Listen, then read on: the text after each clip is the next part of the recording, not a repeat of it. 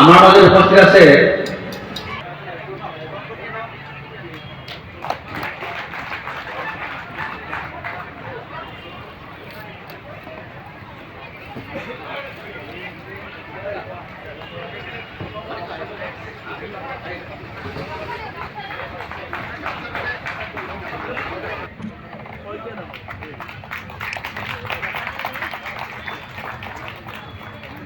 দিবলৈ অহা নাই, মই তেওঁলোকক শুভেচ্ছা দিবলৈ আহিছোঁ।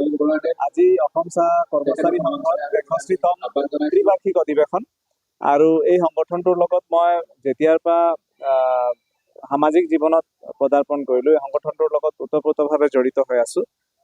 মই যিহেতু ডুমডুমা শাখা চাহ মজদুৰ সংঘৰ সম্পাদক হিচাপে কাৰ্যনিৰ্বাহ কৰিছিলোঁ, সেই কালৰ পৰাই কৰ্মচাৰী সংঘৰ লগত এটা নিবিড় সম্পৰ্ক, আৰু অসম চাহ মজদুৰ সংঘ আৰু চাহ কৰ্মচাৰী সংঘৰ প্ৰতিষ্ঠাপক সাধাৰণ সম্পাদকগৰাকী একেগৰাকী ব্যক্তি আছিল। গতিকে সদায় আমি কৰ্মচাৰী সংঘক নিজৰ ভাতৃ সংগঠন হিচাপে গণ্য কৰি আহিছোঁ, আৰু তেখেতসকলৰ প্ৰতিটো অনুষ্ঠানত আমিও উপস্থিত থাকোঁ, আৰু আমাৰ প্ৰতিটো অনুষ্ঠানত তেখেতসকলেও উপস্থিত থাকে।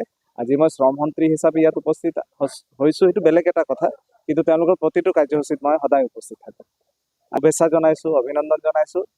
অসম চাহ কৰ্মচাৰী সংঘই শ্ৰমজীৱী লোকসকলৰ কাৰণে সদায় মাত মাতি আহিছে, তেওঁলোকৰ প্ৰাপ্য অধিকাৰৰ কাৰণে কাম কৰি আহিছে, আৰু এটা ডাঙৰ মই ভাবোঁ তেওঁলোকৰ এটা ঐতিহ্য আছে, এটা ট্ৰেড ইউনিয়ন মুভমেণ্টত তেওঁলোকৰ এটা ডাঙৰ অৱদান আছে।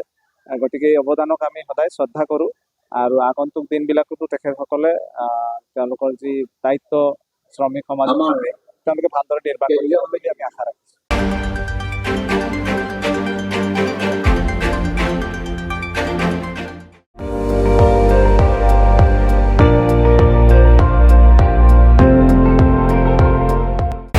আপুনি চাই আছে ND24, সৰ্বশ্ৰেষ্ঠ নহয় সৰ্বোত্তমৰ দৌৰ।